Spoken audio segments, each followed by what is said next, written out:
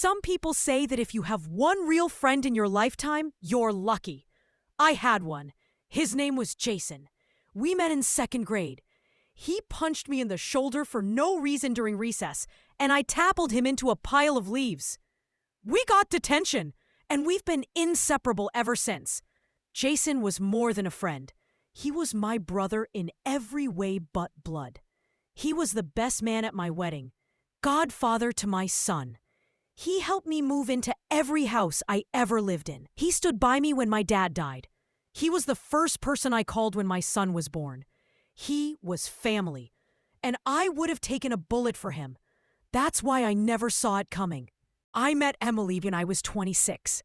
I just started a job at a new accounting firm. She was in marketing, sharp, confident, funny as hell. She walked into a meeting 10 minutes late with no apology and still managed to take control of the room like she owned it. I was smitten before the coffee break. We dated for 2 years. I proposed in a cabin in Vermont in the middle of a snowstorm. She said yes with tears in her eyes. Jason helped me plan the whole weekend. When we got married, everything felt like it was finally falling into place. Jason gave a speech at the reception. I still remember his words. I've known this guy longer than I've known anyone outside my own family. And I can say without a doubt, he's the best man I know. And Emily, if you ever get tired of him, don't call me. I'm taking his side. Everyone laughed. I laughed. And now, I wish I could forget those words. Emily and Jason got along from the start. Too well, honestly. But I liked that. I never wanted to be the kind of guy whose wife hated his best friend, or vice versa. The three of us went on double dates, hosted backyard barbecues, celebrated birthdays, and toasted New Year's Eve together for a decade. When our son Alex was born, Jason was at the hospital. He held him before half my family did. When I lost my job for a few months during COVID, Jason was the one who helped us keep the lights on. I trusted him with everything, including her. Now I look back at little things and wonder how I missed it. The glances, the shared jokes I wasn't part of, the texts she didn't show me, the last minute Jason just stopped by visits. But hindsight is cruel. It's always perfect when you're bleeding. Back then, I thought we were golden. Jason was my brother. Emily was my wife. We were happy. At least, I thought we were. There's a photo on our fridge, still there even now. I don't have the strength to take it down. It's from our 4th of July party last year. Emily's on the deck, laughing, holding a beer. Jason's beside her, grilling, turning toward her mid-sentence. They're not touching, not even close. But now I see it. The closeness, the ease, the way her eyes tilt just slightly toward him. It wasn't friendship. It was something else. People ask me now, didn't you suspect something? They want betrayal to come with warning signs, with alarms and red flags and flashing neon letters that say, danger, infidelity ahead. But it doesn't. It comes slow, quiet, like fog. You don't realize you're lost in it until it's too late. The thing that breaks me the most, it's not that she cheated. It's who she cheated with. She didn't just break my heart. She shattered my history. She took every memory I had with my best friend and cracked it in two. Now, every laugh, every inside joke, every late night beer on the porch, all of it feels poisoned. Because all that time, while I thought I was standing beside two people who loved me, they were looking at each other. But that's getting ahead of myself. Back then, I was just a man with a beautiful wife, a brilliant kid, a best friend who was practically my shadow, and a life that felt, for the first time, solid, safe. I was proud of it. I bragged about it. And then, piece by piece, it began to fall apart. It didn't start with some dramatic, earth-shattering moment. No lipstick on the collar, no moaning behind closed doors, no sudden changes in behavior. It started with the small things, the kinds of things you shrug off at first because you trust people, especially the ones closest to you. But looking back, every warning sign was there, and I ignored all of them. The first one came on a Tuesday night. Jason had come over to watch the game. Emily made nachos and left us in the living room like usual. We were halfway through the second quarter when she popped her head in and asked Jason if he wanted more guac. Not me, him. I didn't think much of it at the time. But I remember the look they exchanged. A little too familiar, a little too comfortable. He smiled, this kind of half smirk I'd seen him use on women before. And she laughed a little too quickly. But again, nothing big, just a moment. And then the game went on, and I let it go. Later that week, I got home early from work. I found Emily on the phone laughing. Not the talking to mom laugh. This was lighter, flirtier. When she saw me, she quickly ended the call. "Oh, I'll talk to you later," she said, then smiled at me like everything was fine. I asked, "Who was that?" She said, "Just Diane." And for a second, I believed her. Why wouldn't I? Diane had always been her go-to friend. Nothing unusual, except 2 days later, I saw Diane at the store and joked, "You keeping my wife entertained with all those phone calls?" She looked confused. I haven't talked to her all week. It didn't click right away. I just laughed it off. But something inside me shifted. A quiet voice said, "Watch more closely." Bang came the text messages. I don't make a habit of checking Emily's phone. Never needed to. But one evening, she left it on the counter while she was in the shower. The screen lit up. "Jason, can't stop thinking about last night. Jason, still taste you on my lips." I froze. The message disappeared as her phone auto-locked, like it hadn't even happened. For a minute, I stood there, not moving, not breathing. Part of me wanted to unlock her phone. The other part didn't want to know. She walked in a few seconds later, wrapped in a towel, smiling. "You okay?" she asked. I nodded, because I was a coward, because I wanted to believe I was wrong. Over the next few weeks, I watched them closer. How she lit up when he texted. How he came over even when I wasn't home. Always with a reason. Dropping off something, helping fix a cabinet, returning a borrowed tool. I started asking myself questions I never thought I'd ask. When did my house stop feeling like home? When did my best friend stop knocking? One night, I asked Jason to meet me for a drink. We sat at our usual bar, ordered the usual beers, talked sports, work, nothing. Then I asked him straight up, "Everything good with you and Em?" He didn't flinch. He laughed. "What do you mean?" I shrugged. "You guys seem close lately." He sipped his beer and grinned. "Man, you jealous?" I tried to laugh. "I'm serious." Jason leaned in, lowering his voice. "Listen, you're my brother. I'd never cross that line. Ever." And I wanted to believe him. I needed to. So I nodded and dropped it. Because if your best friend lies to your face with that much ease, what do? I started sleeping less, eating less, smiling less. Emily asked if I was stressed at work. I said yes. Jason texted to ask if I was mad at him. I said no. I was living in denial. A place where betrayal couldn't reach me if I just stayed busy enough, distracted enough, quiet enough. But deep down, I knew the truth was circling me like a wolf. And it was only a matter of time before it sunk its teeth in. I remember one night, late October, I came home early from a business trip. I didn't tell either of them. Emily had said she'd be out with her sister. Jason said he was helping his cousin move. I walked into the house and found 2 wine glasses in the sink. One had lipstick on the rim. The other had a crack along the side, the same one Jason used whenever he came over. My hands shook. I stood in the kitchen, staring at those glasses, and realized I didn't recognize my own life anymore. It's a strange kind of grief when you mourn a betrayal that hasn't been confirmed yet. You're grieving trust. You're grieving the version of them that you believed in. And maybe, worst of all, you're grieving the version of yourself that didn't see it coming. It was a Thursday. Ordinary, quiet. The kind of day you never expect to break you. Emily had said she was going to her sister's to help with wedding planning. Jason, according to a group text earlier that day, was working late. I wasn't supposed to be home. I was in Chicago for a 3-day training conference. Or at least, That's what Emily thought. Truth is, I left early. Half the sessions were boring, and I missed my family. I figured I'd surprise her. Sometimes life is cruelly ironic, because if I had just stayed in Chicago, I never would have seen it. Whew. I pulled into the driveway around 8:15 p.m. The house was dark, except for the faint glow coming from the living room. Emily's car was there. Jason's wasn't. At first, I didn't think much of it. Maybe she was home early. Maybe she forgot to tell me. I didn't text. I didn't knock.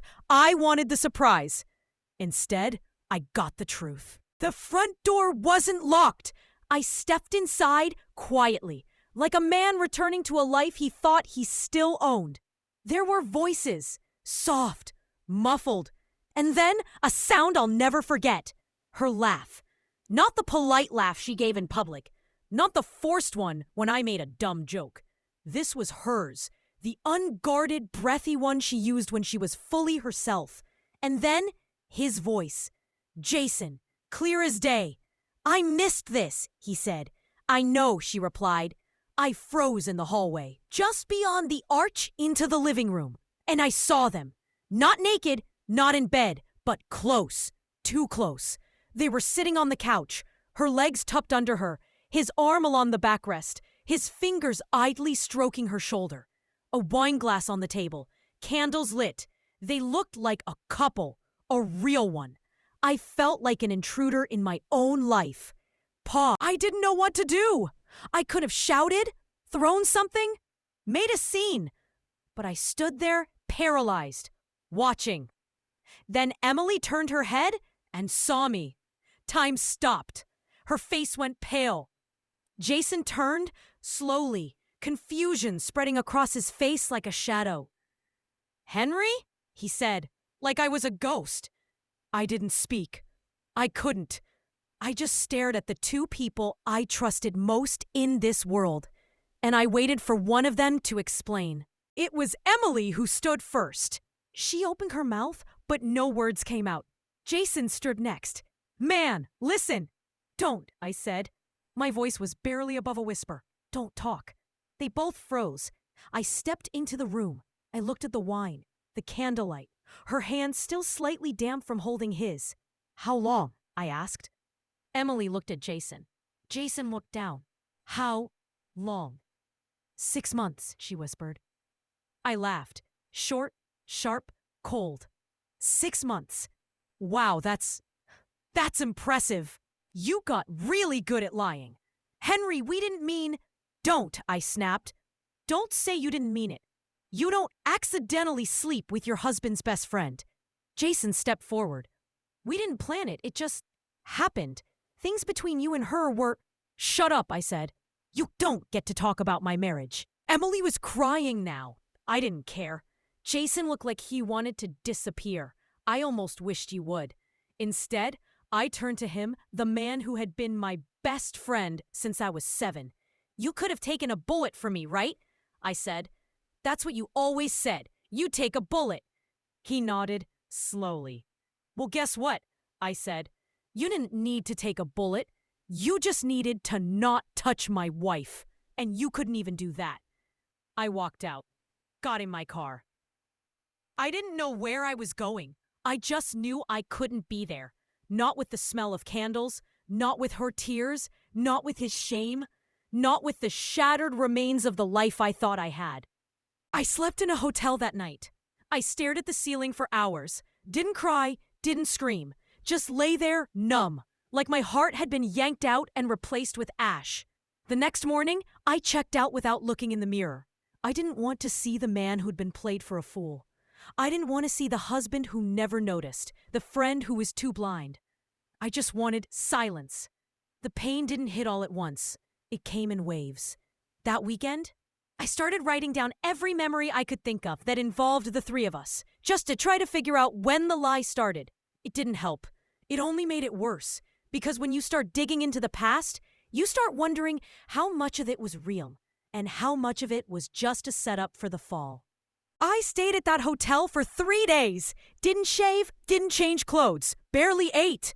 Just lay there, staring at the ceiling fan going in slow, hypnotic circles, Like it could somehow rewind time and take me back to before.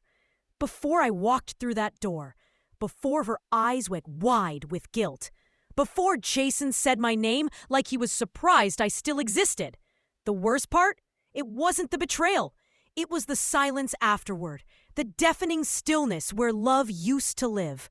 On the second night, I woke up gasping, like someone had pressed a pillow over my face in my sleep.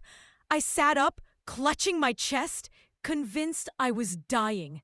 But there was no heart attack, no physical pain, just a truth that had wrapped around my lungs and refused to let go. I don't know who I am without them. That realization was more terrifying than the betrayal itself, because my whole life, my identity, was built around being the husband, the best friend, the rock, the steady one, the safe one. And now, I was none of those things. I was a man staring into a mirror, not recognizing the eyes looking back. I didn't tell anyone, not my parents, not my coworkers, not my sister, because the moment I said it out loud, it would be real, and I wasn't ready for that. Instead, I replayed the scene in my head on an endless loop. Her laugh, his voice, that stupid wine glass with the crack in it. I wanted to throw something, break him, but I didn't, because I'm not that man. I never was. Maybe that's part of the problem. The third day, I got a message from Emily. Just one sentence. Please come home. I want to talk. No apologies. No explanations. Just that. I didn't reply. Not because I didn't want to, but because I didn't know what I would say. Why? How long? Did you ever love me? Or maybe just, was I really that easy to replace? I drove past our house once that afternoon. I didn't stop. Didn't pull in. Just slowed down. The curtains were drawn. Jason's car wasn't there. Part of me wondered if she had erased him already. Part of me hoped she hadn't. Because if she had, then maybe it was never real for her. And that would mean none of it had been. Later that night, I opened my old laptop. There was a folder I hadn't looked at in years. Us. Photos, videos, messages. I clicked through them like I was watching someone else's life. Emily grinning in the kitchen, flour on her nose. Jason holding Alex on his shoulders at the zoo. All three of us around a campfire, laughing at a joke I couldn't remember. It hurt worse than any truth, because those moments were real, and now they were ruined. I started to write something, not to send, just to say what I couldn't say out loud. To Emily, I used to love the way your hair smelled in the morning, like shampoo and sunlight. I loved the way you said my name when you were tired. I loved the way you always kissed my shoulder before falling asleep. Now, I hate remembering those things, because I don't know if you were already lying when you did them. And that kills me more than the affair ever could. I closed the laptop and sat in the dark. I didn't cry. I couldn't. The tears had dried up somewhere between rage and resignation. The next morning, I drove to the office just to do something normal. But everything felt wrong. My chair, my desk, my coworkers talking about fantasy football like the world was still intact. I left by lunch. On the way back to the hotel, I stopped at a park where Emily and I used to take Alex when he was little.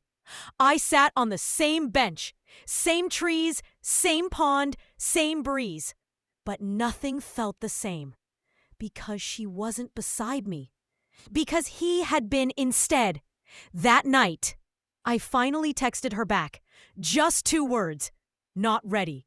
She didn't reply, and that was the first moment I realized something terrifying. Maybe she wasn't either. Maybe she wasn't waiting to win me back. Maybe she had already decided. I didn't plan the moment I went home. There wasn't a big decision or dramatic buildup. I was just tired. Tired of hotel carpets and vending machine dinners. Tired of hiding. Mostly, I was tired of not knowing. So I packed my bag, drove through the old streets in silence, parked in the same driveway I'd pulled into 1,000 times before. Only this time, the air felt heavier. The front porch looked exactly the same. The door still creaked the way it always had. But stepping inside was like walking into someone else's house, because my home, the one I'd believed in, no longer existed. Emily was sitting on the couch, no makeup, hair pulled back, pale, smaller somehow, like grief had shrunk her. She stood when she saw me, but didn't move closer. "Thank you for coming," she said quietly. I didn't reply. I set my bag down, walked past her, sat in the armchair I always sat in. She sat back down across from me, legs crossed, hands fidgeting in her lap. "I've been going crazy," she started. "Don't," I said. "Just talk." She nodded, swallowed hard. "It started last spring," she said. "You were working a lot. Jason and I were talking more. At first, it was nothing." "Stop," I said. She blinked. "What? Don't put it on me. Don't start with the whole 'you were busy' thing. I was working, not cheating. There's a difference." "I'm not blaming you," she said, voice cracking. I want you to understand how it happened." I looked at her then. Really looked. She wasn't defensive. She wasn't cold. She was just broken. "How long?" I asked. "Almost 7 months," she whispered. "Did you love him?" Tears filled her eyes instantly. "I don't know," she said. "Maybe for a moment." That answer hurt more than anything she could have said. Because maybe means yes, just politely. "Was I not enough?" I asked, surprising even myself. Her eyes widened. "Henry!" "Don't patronize me. Just answer. You've always been enough," she said, leaning forward. "More than enough. That was never the problem." "Then what was?" She hesitated. I felt invisible, like a roommate, like a mother, a scheduler, a ghost. With Jason, I felt seen, wanted, and I hated that it wasn't you making me feel that way. I leaned back, heart pounding. "So you let my best friend fill that gap." "I didn't plan it, but you let it happen." Silence. Then she nodded. "Yes." We sat in it, the truth, like ash after a fire. Neither of us knew what to do with the pieces. I stared at the floor. "Why him?" I said finally. "Of all people, Emily, why him?" "I don't know," she whispered. "Maybe because he already knew me. Maybe because it was easy." "Easy?" I repeated, like the word was poison. I stood up. She did too. "Are you still seeing him?" I asked. She shook her head. "No. I ended it the night you found out. And if I hadn't?" More silence. Her tears spilled over. "I don't know," she said. "I want to say I would have, but I don't know." And there it was, the worst truth, that I had to catch them to make it stop. "I don't hate you," I said. "I want to, but I don't." She nodded, weeping now. "I hate what you did. I hate that you let it happen here, in our home. I hate that you didn't tell me. I hate that you let him hold a piece of you that was supposed to be mine." "I'm sorry," she whispered. "I'll never stop being sorry. I know." And I believed her. But some words, no matter how true, don't fix what's already cracked. Before I left the room, I turned back. "One last thing." She looked up. "Was any of it real?" "All of it," she said. "But I lost sight of it." I nodded once and walked upstairs to sleep in the guest room. Not because I was angry, but because some spaces need distance to breathe again. That night, I dreamed of simpler days. Jason and me playing basketball in middle school. Emily and me dancing in the kitchen at midnight. All of it real. All of it gone. I didn't mean to ask her for more. I wasn't trying to punish her, but once you open the door into betrayal, it's hard to close it without looking inside. And what I saw inside hollowed me out. It was the second morning back in the house. I hadn't said much since I moved from the hotel into the guest room. Emily respected the space, or maybe feared it. We passed each other like strangers, polite, cautious, walking on emotional glass. But as I drank my coffee in silence that morning, something in me cracked. "I need to know everything," I said. She didn't pretend not to understand.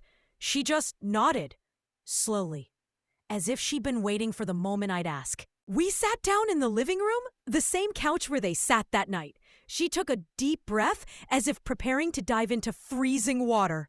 It started in April, she said. He came over one day while you were at work, brought takeout. I was stressed. Alex was at a sleepover. We drank wine. We talked. And then? I asked, already bracing myself. We kissed, she whispered. I looked away. She continued, voice trembling. We both said it was a mistake, that it wouldn't happen again. But the next week, it did. How often? Once a week, sometimes more. Where? Her eyes filled with shame. Here, his place. Once, in your car. At the lake house once, when you were away. Each word was a hammer to the chest. You made love to him where we used to take our son fishing? I asked. She looked like she wanted to disappear. I'm so sorry. No, I said. Don't say sorry again, not right now. I stood, paced, tried to breathe. My hands trembled. With rage, yes, but also something worse. Self-doubt. How had I not noticed? How had I let this go on under my nose? You lied to my face, I said. For 7 months. I know. And him? He always said it wasn't about hurting you. He hated himself for it. I laughed. A sharp, joyless thing. He hated himself and still kept doing it? She nodded. Do you understand, I said slowly, that the two people I trusted most in this world made me the fool in my own life? Her voice broke. Yes, I understand that now. I sat back down, looked her dead in the eye. Did you love him? She nodded, barely. For a while, yes, but it wasn't real love. It was escape. You said that before. I mean it. Would you have left me for him? Tears spilled. I don't know. I thought about it. But no, I don't think I would have. You thought about it, she nodded. And all that time, while I was making breakfast for our kid, mowing the lawn, bringing you flowers, you were sneaking around? She said nothing. That silence was an answer. I hate that I missed it, I said. I hate that I gave him so many chances to tell me the truth. And I hate that every time you came back from his house, you smiled at me like nothing had happened. Emily cried harder. I was scared. I didn't know how to stop. Yes, you did, I said sharply. You just didn't want to. I stood again. This time, I went to the kitchen. Needed space. Air. A moment. I stared at the fridge, covered in family photos. One caught my eye. Jason holding Alex on his back, me beside them, smiling. A perfect image, a perfect lie. She came in quietly behind me. I know you might never forgive me, she said. I don't expect you to. I didn't turn around. But I need you to know one thing, she continued. Every time I looked at you after, I felt guilt. Real heavy guilt. And that guilt made me realize something. I still loved you. I finally turned. You don't do this to someone you love. I know, she said. I know. We stood there for a long time. Not fighting, not healing, just existing in the wreckage of something once whole. That night, I lay awake in the guest room. I kept replaying it all. The timelines, the lies, the places. But more than anything, the choice. She chose him. Again and again. And he chose to betray a lifetime of friendship. I wasn't sure who hurt me more. And I wasn't sure who I hated more. Her, him, or myself. For still wanting to believe in the life we'd built. They say when something breaks, the cracks run backward, not just through the surface, but all the way into your memories. That's what happened to me. The affair was over. The truth was out. But the damage was just getting started. I couldn't stop asking myself the question. Was it all a lie? Every laugh we shared, every I love you, every quiet Sunday morning in bed, was any of it real? Or was I the backup plan? The safe option? The fool who got played with a smile? It's not just the marriage that falls apart when someone cheats. It's your whole sense of reality. You start rewatching old moments in your head like a movie with new subtitles. You realize the background was darker than you thought. You notice the body language, the half-truths, the scenes that don't line up anymore. It's maddening. One night, I pulled out an old hard drive and opened a folder labeled Jason Best Man Speech. I hadn't watched it since our wedding. I clicked play. There he was, standing in a tux, beaming, holding a mic. I've known Henry since we were little kids. He's the guy who always shows up, always does the right thing, always puts others first. If there's anyone in the world I'd trust with my life, it's him. The room laughed. Jason smiled. Emily, you're lucky. And I say that as someone who's watched Henry make fools of himself for love. He's the real deal. I paused the video. I wanted to throw my laptop. Instead, I just stared at the screen and whispered, "You lied to my face even then." I went digging further. Old photos, old texts, old group messages between the three of us, things I hadn't looked at in years. And you know what? It was all there. The signs. I found a picture from 2018. Emily and Jason at a birthday party sitting too close. A text from Jason after a ski trip. "Hope Em made it home okay. Tell her thanks for the extra blanket. She saved my night." I didn't think anything of it at the time. Now, it felt like a gut punch. I sat in the garage the next morning. Door open, sun barely rising, just staring at boxes. Boxes of the life I thought I had. High school yearbooks, our wedding album, Jason's old baseball glove, still in the bin where he left it after we played catch with Alex in the backyard. I picked it up, turned it over in my hands, and I cried. Not because of the glove, because of what it represented. Loyalty, friendship, time, all of it contaminated. Emily came out to the garage later that day. She stood quietly beside me, didn't say a word. Eventually, she asked, "What are you thinking?" I almost didn't answer. Then I said, "I'm thinking I don't know if I was ever really happy, or if I just believed I was because it was easier." She flinched. "I thought we were solid," I said. "I thought you and I had something safe. And now I look back and wonder if I was just convenient." Her voice was hoarse when she replied, "You were never just convenient. You were my choice every time. Except the times you chose him." Silence. She nodded. "I can't take that back." "No," I said. "You can't." That night, I sat in the guest room with a notebook, and I wrote 2 columns. What was real? What was fake? Under real, I listed things I could still believe in. Alex, my job, my mom's cooking, the night Emily cried after her miscarriage, the way Jason cried at my dad's funeral. Under fake, I listed things I couldn't trust anymore. The 4th of July party, the weekend Jason stayed with us because of the storm, the anniversary dinner where Emily wore red. And later I found out Jason had told her red was his favorite. The way Jason always looked me in the eye when he said, "I got your back, man." The second list was longer than I wanted it to be. That was the hardest part.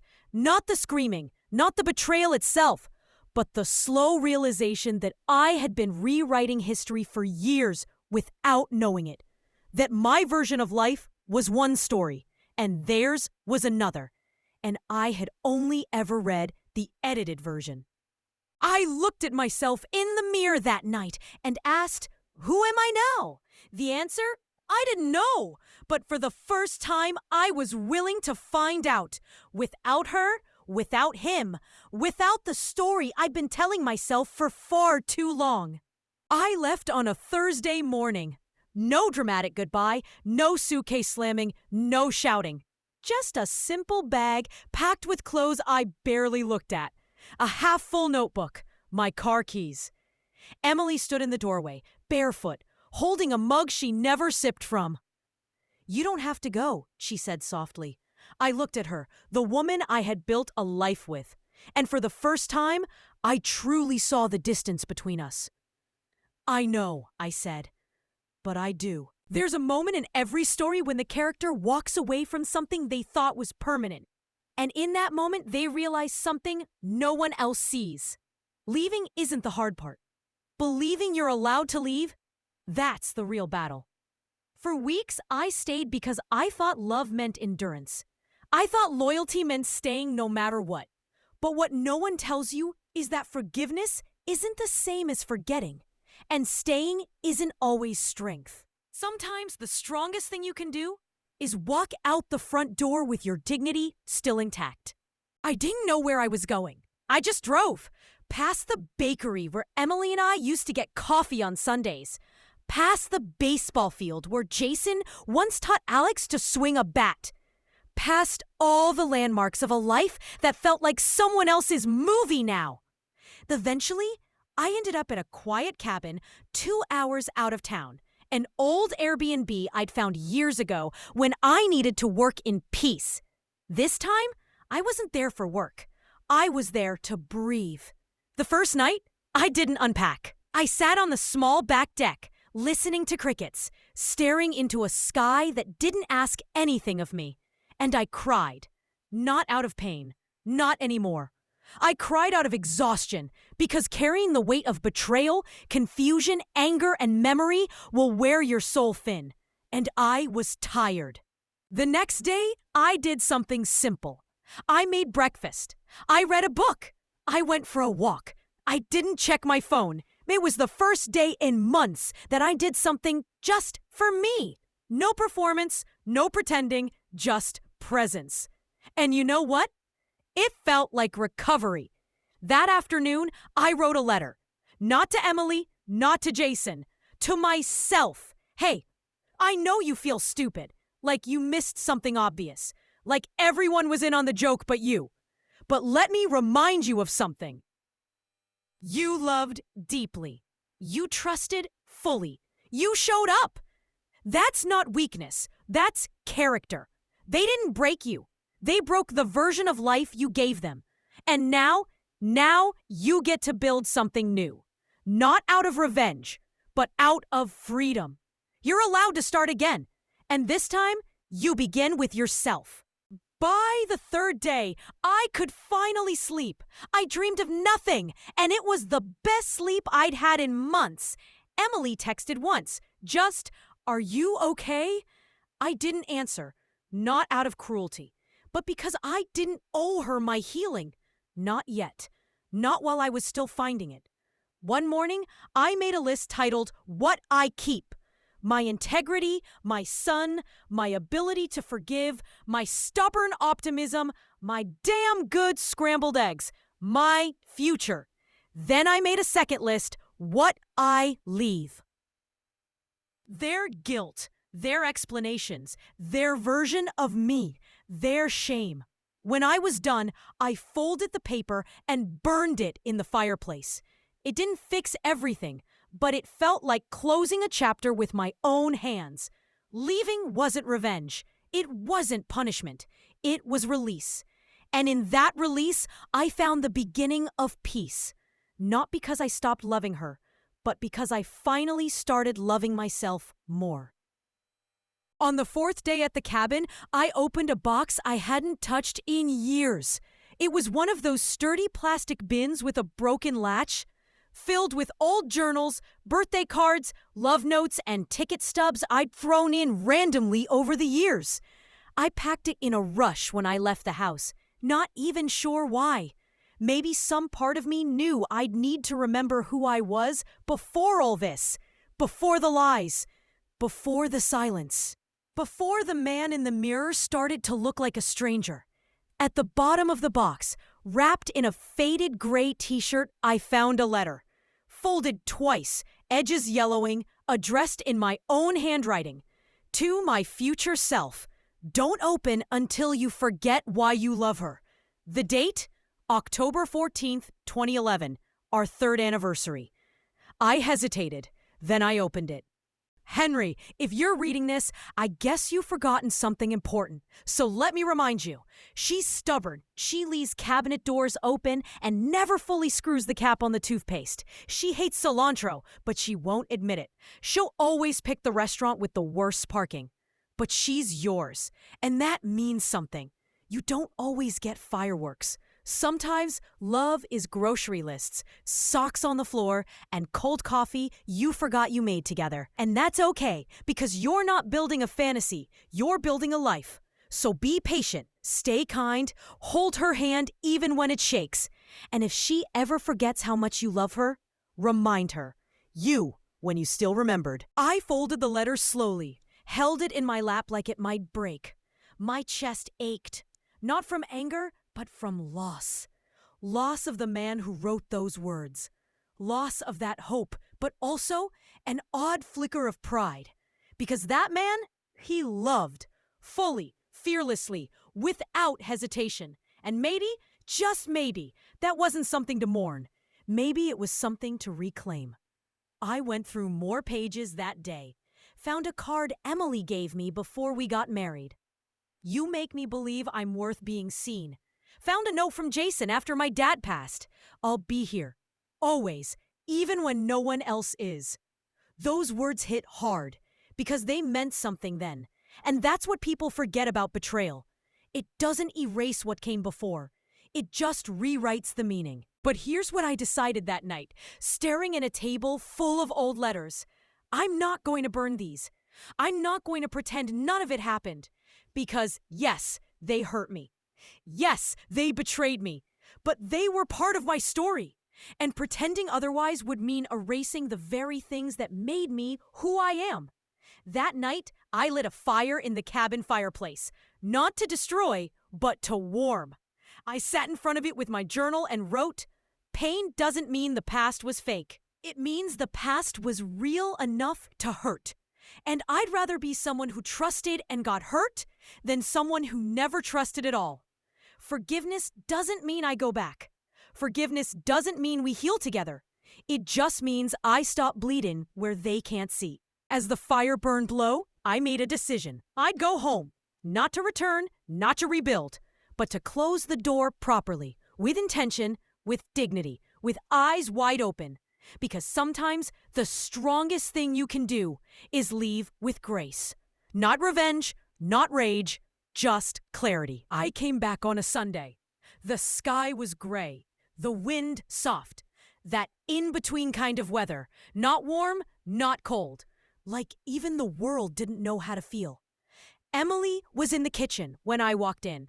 She turned quickly, surprised but not shocked. She didn't speak. She didn't have to. She could feel it. Something final in the way I moved. In the way I looked at the house. In the way I looked at her. I sat at the table. She followed. I didn't stall. "I'm not staying," I said. Her eyes welled up, but she didn't cry.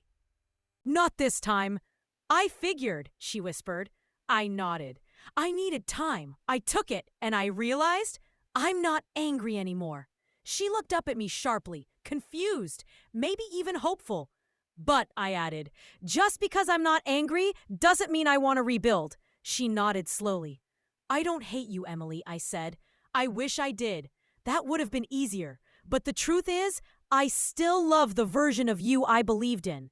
I just don't trust the one I know now." She looked like she wanted to say something, to fight for it maybe, but the words never came, because we both knew some damage can't be repaired, only respected. We talked for an hour, quiet, civil. I told her I'd be filing for separation, not out of punishment, but peace. She asked about Alex. I said I wanted to be the best father possible, that I'd never let this touch him more than it already had. She promised the same. No fighting, no war. Just a slow, painful letting go. As I gathered my things, she walked me to the door. We stood there for a moment. Two people who once stood before friends and family and promised forever. Now, just trying to say goodbye like human beings. "I'll always be sorry," she said. "I believe you," I replied. "And I'll always love you," she added, barely audible. I nodded. "But you don't always stay with the people you love," I said. "Sometimes you leave to love yourself better." I walked away, didn't look back, not because I didn't care, but because I did. That night I slept at a friend's place. A spare room, a quiet window, a clean start. I lay on the mattress and watched the ceiling, the city lights flickering outside like stars that got too tired to burn. And for the first time in months, I felt light. Not happy, not healed, but light. like I wasn't carrying someone else's choices anymore. People think forgiveness is some big announcement, a speech, a sermon, a scene. But it's not. Forgiveness is sitting alone in a quiet room and realizing, I'm done wishing it were different. Not forgetting, not erasing, not excusing, just done. I forgave them both, Jason too, not because he deserved it, but because I deserved freedom, and as long as I clung to the fire he lit, I was still burning, so I let it go. But I didn't forget. I remember the way betrayal felt in my bones. I remember the silence in the guest room, the sound of her voice when she said, I don't know why I did it. I carry those things with me, not like weights, but like scars, reminders of who I was and who I chose to become. Today, I'm building something new, not with another person yet, just with me. And that's enough. For now, maybe forever. Because some endings aren't tragedies, they're releases.